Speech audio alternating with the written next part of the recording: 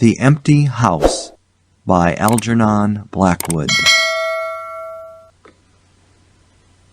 Certain houses, like certain persons, manage somehow to proclaim at once their character for evil. In the case of the latter, no particular feature need betray them. They may boast an open countenance and an ingenuous smile, and yet a little of their company leaves the unalterable conviction that there is something radically amiss with their being, that they are evil. Willy-nilly they seem to communicate an atmosphere of secret and wicked thoughts, which makes those in their immediate neighborhood shrink from them as from a thing diseased. And perhaps with houses the same principle is operative, and it is the aroma of evil deeds committed under a particular roof, long after the actual doers have passed away, that makes the goose-flesh come and the hair rise. Something of the original passion of the evildoer, and of the horror felt by his victim, enters the heart of the innocent watcher, and he becomes suddenly conscious of tingling nerves, creeping skin, and a chilling of the blood. He is terror-stricken without apparent cause.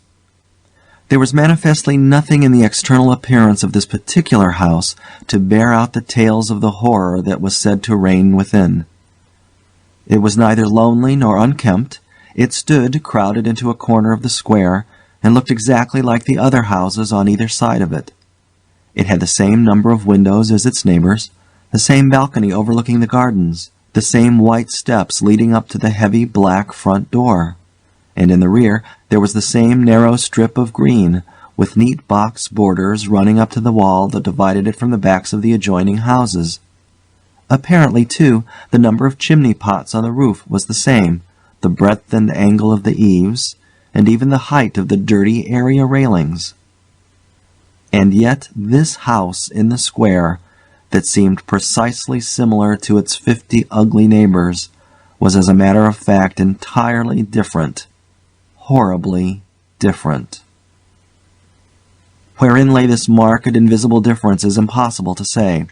It cannot be ascribed wholly to the imagination, because persons who had spent some time in the house, knowing nothing of the facts, had declared positively that certain rooms were so disagreeable that they would rather die than enter them again, and that the atmosphere of the whole house produced in them symptoms of a genuine terror, while the series of innocent tenants who had tried to live in it and been forced to decamp at the shortest possible notice was indeed little less than a scandal in the town. When Shorthouse arrived to pay a week-end visit to his Aunt Julia in her little house on the sea-front at the other end of the town, he found her charged to the brim with mystery and excitement. He had only received her telegram that morning, and he had come anticipating boredom, but the moment he touched her hand and kissed her apple-skin wrinkled cheek, he caught the first wave of her electric condition. The impression deepened when he learned that there were to be no other visitors, and that he had been telegraphed for with a very special object. Something was in the wind, and the something would doubtless bear fruit, for this elderly spinster aunt, with a mania for psychical research, had brains as well as willpower, and by hook or by crook she usually managed to accomplish her ends. The revelation was made soon after tea, when she sidled close up to him as they paced slowly along the sea-front in the dusk. "I've got the keys," she announced in a delighted yet half-awesome voice. "Got them till Monday." "The keys of the bathing machine, or?" he asked innocently, looking from the sea to the town. Nothing brought her so quickly to the point as feigning stupidity. "Neither," she whispered. "I've got the keys of the haunted house in the square, and I'm going there tonight." Shorthouse was conscious of the slightest possible tremor down his back. He dropped his teasing tone. Something in her voice and manner thrilled him. She was in earnest. "But you can't go alone," he began. "That's why I wired for you," she said with decision. He turned to look at her. The ugly, lined, enigmatical face was alive with excitement. There was the glow of genuine enthusiasm round it like a halo. The eyes shone. He caught another wave of her excitement, and a second tremor, more marked than the first, accompanied it. "Thanks, Aunt Julia," he said politely. "Thanks awfully." "I should not dare to go quite alone," she went on, raising her voice, "but with you I should enjoy it immensely. You're afraid of nothing, I know." "Thanks so much," he began again. Is anything likely to happen?" "A great deal has happened," she whispered, "though it's been most cleverly hushed up. 3 tenants have come and gone in the last few months, and the house is said to be empty for good now." In spite of himself, Shorthouse became interested. His aunt was so very much in earnest.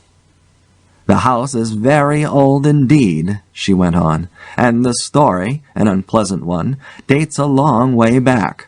It has to do with a murder committed by a jealous stableman who had some affair with a servant in the house. One night he managed to secrete himself in the cellar, and when everyone was asleep, he crept upstairs to the servants' quarters, chased the girl down to the next landing, and before anyone could come to the rescue, threw her bodily over the banisters into the hall below." "And the stableman?" "Was caught, I believe, and hanged for murder, but it all happened a century ago, and I've not been able to get more details of the story." Shorthouse now felt his interest thoroughly aroused, but though he was not particularly nervous for himself, he hesitated a little on his aunt's account. "On one condition," he said at length. "Nothing will prevent my going," she said firmly, "but I may as well hear your condition." "That you guarantee your power of self-control if anything really horrible happens. I mean, that you are sure you won't get too frightened." "Jim," she said scornfully, "I'm not young, I know, nor are my nerves, but with you I should be afraid of nothing in the world." This, of course, settled it, for Shorthouse had no pretensions to being other than a very ordinary young man, and an appeal to his vanity was irresistible. He agreed to go. Instinctively, by a sort of subconscious preparation, he kept himself and his forces well in hand the whole evening, compelling an accumulative reserve of control by that nameless inward process of gradually putting all the emotions away and turning the key upon them, a process difficult to describe, but wonderfully effective, as all men who have lived through severe trials of the inner man well understand. Later it stood him in good stead. But it was not until 10:30, when they stood in the hall, well in the glare of friendly lamps, and still surrounded by comforting human influences, that he had to make the first call upon this store of collected strength. For, once the door was closed, and he saw the deserted silent street stretching away white in the moonlight before them, it came to him clearly that the real test that night would be in dealing with 2 fears instead of 1. He would have to carry his aunt's fear as well as his own, and as he glanced down at her sphinx-like countenance, and realized that it might assume no pleasant aspect in a rush of real terror, he felt satisfied with only one thing in the whole adventure, that he had confidence in his own will and power to stand against any shock that might come. Slowly they walked along the empty streets of the town. A bright autumn moon silvered the roofs, casting deep shadows. There was no breath of wind, and the trees in the formal gardens by the seafront watched them silently as they passed along. To his aunt's occasional remarks Shorthouse made no reply, realizing that she was simply surrounding herself with mental buffers, saying ordinary things to prevent herself thinking of extraordinary things. Few windows showed lights, and from scarcely a single chimney came smoke or sparks. Shorthouse had already begun to notice everything, even the smallest details. Presently they stopped at the street corner and looked up at the name on the side of the house full in the moonlight, and with one accord, but without remark, turned into the square and crossed over to the side of it that lay in shadow. "The number of the house is 13, whispered a voice at his side, and neither of them made the obvious reference, but passed across the broad sheet of moonlight and began to march up the pavement in silence.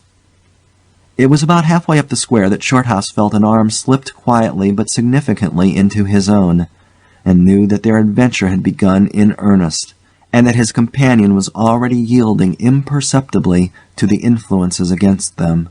She needed support. A few minutes later they stopped before a tall, narrow house that rose before them into the night, ugly in shape and painted a dingy white. Shutterless windows without blinds stared down upon them, shining here and there in the moonlight. There were weather streaks in the wall and cracks in the paint, and the balcony bulged out from the first floor a little unnaturally.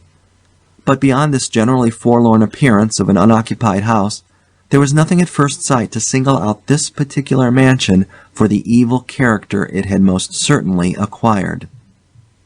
Taking a look over their shoulders to make sure they had not been followed, they went boldly up the steps and stood against the huge black door that fronted them forbiddingly. But the first wave of nervousness was now upon them, and Shorthouse fumbled a long time with the key before he could fit it into the lock at all. For a moment, if truth were told, they both hoped it would not open, for they were a prey to various unpleasant emotions as they stood there on the threshold of their ghostly adventure. Shorthouse, shuffling with the key and hampered by the steady weight on his arm, certainly felt the solemnity of the moment. It was as if the whole world, for all experience seemed at that instant concentrated in his own consciousness, were listening to the grating noise of that key. A stray puff of wind wandering down the empty street woke a momentary rustling in the trees behind them, but otherwise this rattling of the key was the only sound audible. And at last it turned in the lock, and the heavy door swung open and revealed a yawning gulf of darkness beyond. With a last glance at the moonlit square, they passed quickly in, and the door slammed behind them with a roar that echoed prodigiously through empty halls and passages. But instantly, with the echoes, another sound made itself heard, and Aunt Julia leaned suddenly so heavily upon him that he had to take a step backwards to save himself from falling. A man had coughed close beside them, so close that it seemed they must have been actually by his side in the darkness. With the possibility of practical jokes in mind, Shorthouse at once swung his heavy stick in the direction of the sound, but it met nothing more solid than air. He heard his aunt give a little gasp beside him. "There's someone here," she whispered. "I heard him." "Be quiet," he said sternly. "It was nothing but the noise of the front door." "Oh, get a light, quick," she added, as her nephew, fumbling with a box of matches, opened it upside down and let them all fall with a rattle onto the stone floor. The sound, however, was not repeated, and there was no evidence of retreating footsteps. In another minute they had a candle burning, using an empty end of a cigar case as a holder, and when the first flare had died down, he held the impromptu lamp aloft and surveyed the scene. And it was dreary enough in all conscience, for there is nothing more desolate in all the abodes of men than an unfurnished house, dimly lit, silent, and forsaken, and yet tenanted by rumor with the memories of evil and violent histories. They were standing in a wide hallway. On their left was the open door of a spacious dining room, and in front the hall ran, ever narrowing into a long, dark passage that led apparently to the top of the kitchen stairs. The broad, uncarpeted staircase rose in a sweep before them, everywhere draped in shadows, except for a single spot about halfway up, where the moonlight came in through the window and fell on a bright patch on the boards. This shaft of light shed a faint radiance above and below it, lending to the objects within its reach a misty outline that was infinitely more suggestive and ghostly than complete darkness. Filtered moonlight always seems to paint faces on the surrounding gloom, and as Shorthouse peered up into the well of darkness and thought of the countless empty rooms and passages in the upper part of the old house, he caught himself longing again for the safety of the moonlit square, or the cozy, bright drawing-room they had left an hour before. Then, realizing that these thoughts were dangerous, he thrust them away again and summoned all his energy for concentration on the present. "Aunt Julia," he said aloud, severely, "we must now go through the house from top to bottom and make a thorough search." The echoes of his voice died away slowly all over the building, and in the intense silence that followed he turned to look at her. In the candlelight he saw that her face was already ghastly pale, but she dropped his arm for a moment and said in a whisper, stepping close in front of him, "I agree. We must be sure there's no one hiding. That's the first thing." She spoke with evident effort, and he looked at her with admiration. "You feel quite sure of yourself? It's not too late." "I think so," she whispered, her eyes shifting nervously toward the shadows behind. "Quite sure. Only one thing." "What's that?" "You must never leave me alone for an instant." "As long as you understand that any sound or appearance must be investigated at once, for to hesitate means to admit fear. That is fatal." "Agreed," she said a little shakily, after a moment's hesitation. "I'll try." Arm in arm, Shorthouse holding the dripping candle and the stick, while his aunt carried the cloak over her shoulders, figures of utter comedy to all but themselves, they began a systematic search. Stealthily, walking on tiptoe and shading the candle lest it should betray their presence through the shutterless windows, they went first into the big dining room. There was not a stick of furniture to be seen. Bare walls, ugly mantelpieces, and empty grates stared at them. Everything, they felt, resented their intrusion, watching them, as it were, with veiled eyes. Whispers followed them. Shadows flitted noiselessly to right and left. Something seemed ever at their back, watching, waiting an opportunity to do them injury. There was the inevitable sense that operations which went on when the room was empty had been temporarily suspended till they were well out of the way again. The whole dark interior of the old building seemed to become a malignant presence that rose up, warning them to desist and mind their own business. Every moment the strain on the nerves increased. Out of the gloomy dining room they passed through large folding doors into a sort of library or smoking room, wrapped equally in silence, darkness, and dust. And from this they regained the hall near the top of the back stairs. Here a pitch-black tunnel opened before them into the lower regions, and, it must be confessed, they hesitated. But only for a minute. With the worst of the night still to come, it was essential to turn from nothing. Aunt Julia stumbled at the top step of the dark descent, ill lit by the flickering candle, and even Shorthouse felt at least half the decision go out of his legs. "Come on," he said peremptorily, and his voice ran on and lost itself in the dark, empty spaces below. "I'm coming," she faltered, catching his arm with unnecessary violence. They went a little unsteadily down the stone steps, a cold, damp air meeting them in the face, close and malodorous. The kitchen, into which the stairs led along a narrow passage, was large, with a lofty ceiling. Several doors opened out of it, some into cupboards with empty jars still standing on the shelves, and others into horrible little ghostly back offices, each colder and less inviting than the last. Black beetles scurried over the floor, and once, when they knocked against the deal table standing in a corner, something about the size of a cat jumped down with a rush and fled, scampering across the stone floor into the darkness. Everywhere there was a sense of recent occupation, an impression of sadness and gloom. Leaving the main kitchen, they next went toward the scullery. The door was standing ajar, and as they pushed it open to its full extent, Aunt Julia uttered a piercing scream, which she instantly tried to stifle by placing her hand over her mouth. For a second Shorthouse stood stock still, catching his breath. He felt as if his spine had suddenly become hollow, and someone had filled it with particles of ice. Facing them, directly in their way between the doorposts, stood the figure of a woman. She had disheveled hair and wildly staring eyes, and her face was terrified and white as death. She stood there motionless for the space of a single second. Then the candle flickered and she was gone, gone utterly, and the door framed nothing but empty darkness. "Only the beastly jumping candlelight," he said quickly, in a voice that sounded like someone else's and was only half under control. "Come on, Aunt, there's nothing there." He dragged her forward.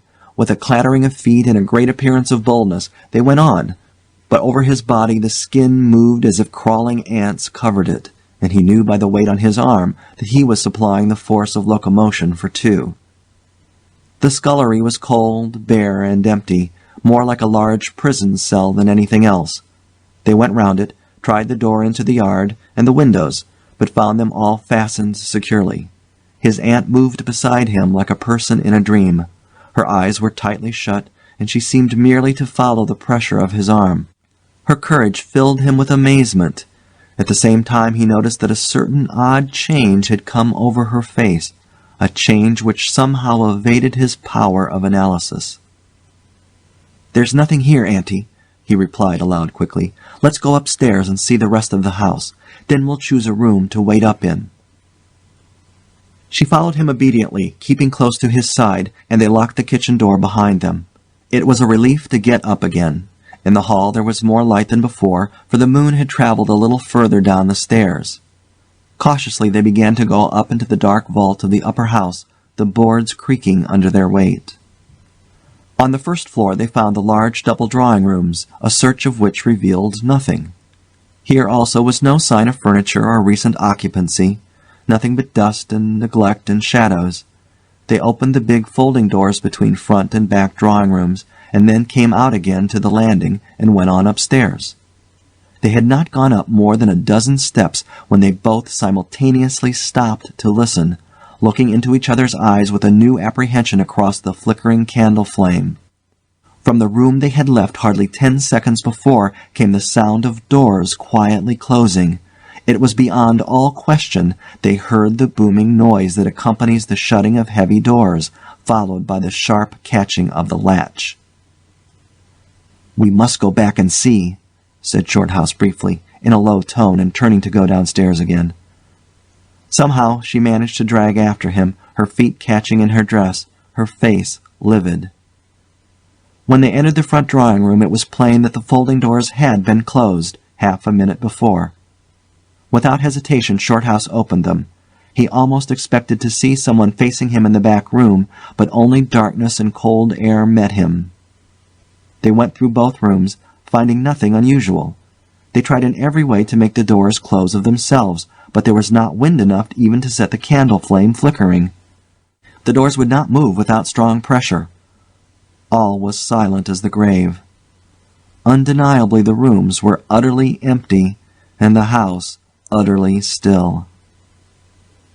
"It's beginning," whispered a voice at his elbow, which he hardly recognized as his aunt's. He nodded acquiescence, taking out his watch to note the time.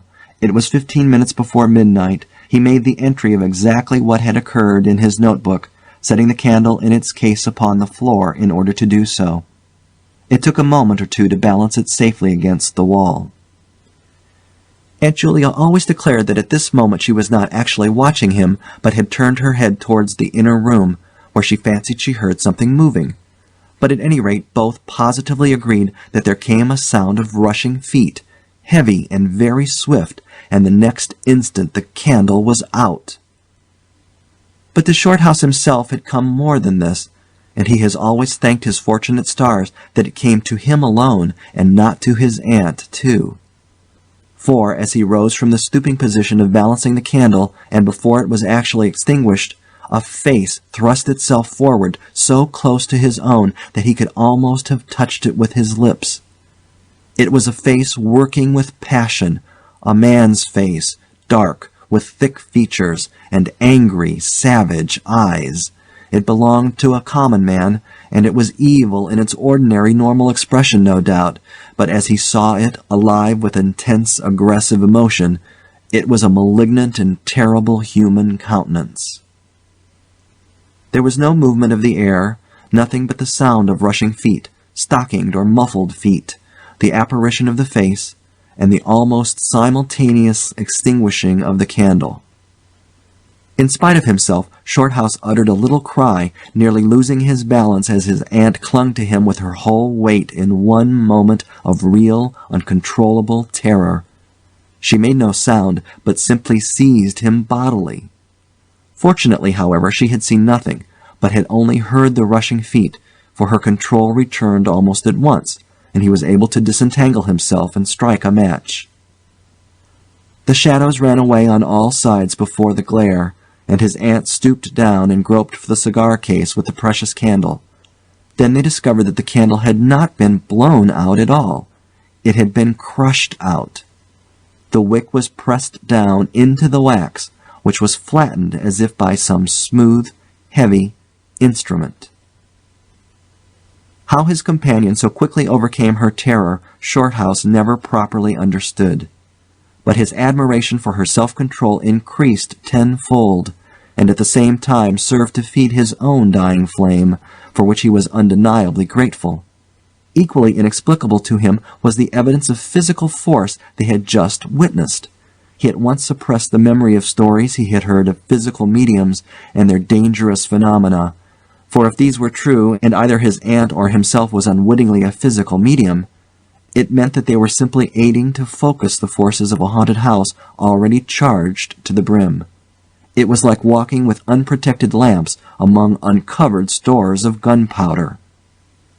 So, with as little reflection as possible, he simply relit the candle and went up to the next floor.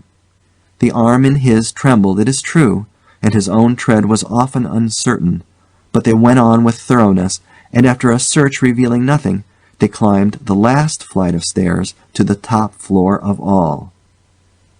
Here they found a perfect nest of small servants' rooms, with broken pieces of furniture, dirty cane-bottomed chairs, chests of drawers, cracked mirrors, and decrepit bedsteads.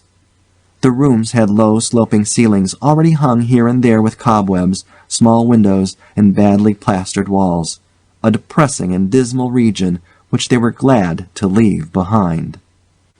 It was on the stroke of midnight when they entered a small room on the third floor, close to the top of the stairs, and arranged to make themselves comfortable for the remainder of their adventure. It was absolutely bare, and was said to be the room, then used as a clothes closet, into which the infuriated groom had chased his victim and finally caught her. Outside, across the narrow landing, began the stairs leading up to the floor above, and the servants' quarters where they had just searched. In spite of the chilliness of the night, there was something in the air of this room that cried for an open window. But there was more than this. Shorthouse could only describe it by saying that he felt less master of himself here than in any other part of the house. There was something that acted directly on the nerves, tiring the resolution, enfeebling the will.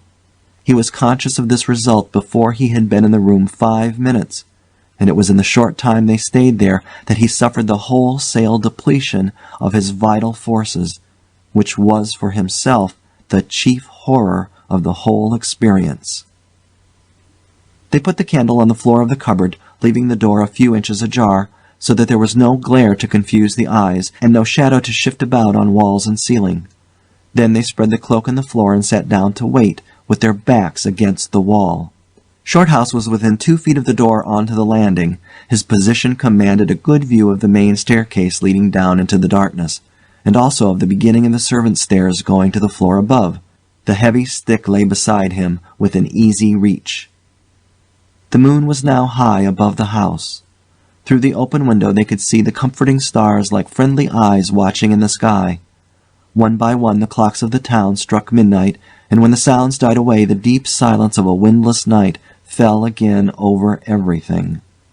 Only the boom of the sea, far away and lugubrious, filled the air with hollow murmurs. Inside the house the silence became awful. Awful, he thought, because any minute now it might be broken by sounds portending terror. The strain of waiting told more and more severely on the nerves. They talked in whispers when they talked at all, for their voices aloud sounded queer and unnatural. A chilliness, not altogether due to the night air, invaded the room and made them cold. The influences against them, whatever these might be, were slowly robbing them of self-confidence and the power of decisive action. Their forces were on the wane, and the possibility of real fear took on a new and terrible meaning. He began to tremble for the elderly woman by his side, whose pluck could hardly save her beyond a certain extent. He heard the blood singing in his veins. It sometimes seemed so loud that he fancied it prevented his hearing properly certain other sounds that were beginning very faintly to make themselves audible in the depths of the house. Every time he fastened his attention on these sounds, they instantly ceased. They certainly came no nearer, yet he could not rid himself of the idea that movement was going on somewhere in the lower regions of the house. The drawing-room floor, where the doors had been so strangely closed, seemed too near. The sounds were further off than that. He thought of the great kitchen, with the scurrying black beetles, and of the dismal little scullery, but somehow or other they did not seem to come from there either. Surely they were not outside the house. Then suddenly the truth flashed into his mind, and for the space of a minute he felt as if his blood had stopped flowing and turned to ice. The sounds were not downstairs at all. They were upstairs. Upstairs somewhere among those horrid, gloomy little servants' rooms with their bits of broken furniture, low ceilings, and cramped windows. Upstairs where the victim had first been disturbed and stalked to her death. And the moment he discovered where the sounds were, he began to hear them more clearly. It was the sound of feet moving stealthily along the passage overhead, in and out among the rooms, and past the furniture. He turned quickly to steal a glance at the motionless figure seated beside him, to note whether she had shared his discovery. The faint candlelight coming through the crack in the cupboard door threw her strongly marked face into vivid relief against the white of the wall. But it was something else that made him catch his breath and stare again. An extraordinary something had come into her face and seemed to spread over her features like a mask. It smoothed out the deep lines and drew the skin everywhere a little tighter so that the wrinkles disappeared. It brought into the face, with the sole exception of the old eyes, an appearance of youth and almost of childhood. He stared in speechless amazement that was dangerously near to horror. It was his aunt's face indeed, but it was her face of 40 years ago, the vacant, innocent face of a girl. He had heard stories of that strange effect of terror which could wipe a human countenance clean of other emotions, obliterating all previous expressions. But he had never realized that it could be literally true, or could mean anything so simply horrible as what he now saw. For the dreadful signature of overmastering fear was written plainly in that utter vacancy of the girlish face behind him. And when, feeling his intense gaze, she turned to look at him, he instinctively closed his eyes tightly to shut out the sight. Yet when he turned a minute later, his feelings well in hand, he saw to his intense relief another expression. His aunt was smiling, and though the face was deathly white, the awful veil had lifted and the normal look was returning. "Anything wrong?" was all he could think of to say at the moment, and the answer was eloquent, coming from such a woman. "I felt cold, and a little frightened," she whispered. He offered to close the window, but she seized hold of him and begged him not to leave her side, even for an instant. "It's upstairs, I know," she whispered with an odd half-laugh, "but I can't possibly go up." But Shorthouse thought otherwise, knowing that in action lay their best hope of self-control. He took the brandy flask and poured out a glass of neat spirit, stiff enough to help anybody over anything. She swallowed it with a little shiver. His only idea now was to get out of the house before her collapse became inevitable, but this could not safely be done by turning tail and running from the enemy. Inaction was no longer possible. Every minute he was growing less master of himself, and desperate aggressive measures were imperative without further delay. Moreover, the action must be taken towards the enemy, not away from it.